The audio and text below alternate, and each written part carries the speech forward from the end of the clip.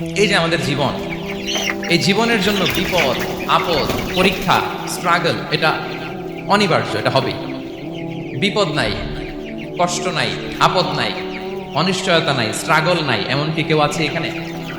কেউ কি হাত তুলে বলতে পারবেন যে হুজুর আমার জীবনে কোনো বিপদ নাই, অথবা আমার জীবনে কোনো দুঃখ নাই, কষ্ট নাই, কোনো স্ট্রাগল নাই, কোনো রিস্ক নাই? এরকম সৌভাগ্যবান কেউ আছেন এখানে? তাহলে জীবনের জন্য পরীক্ষা এটা অনস্বীকার্য, হবেই হবে পরীক্ষা। পৃথিবীর জীবনটাই এমন, এভাবেই এই লাইফকে ডিজাইন করা হয়েছে। পরীক্ষা থাকবে, এখানে বিপদ থাকবে, এগুলো উত্তীর্ণ হয়ে আপনাকে যেতে হবে। চির সুখ চির শান্তি এটাই পৃথিবীতে হয় না। চির সুখ এবং চির শান্তির জায়গা হচ্ছে জান্নাত।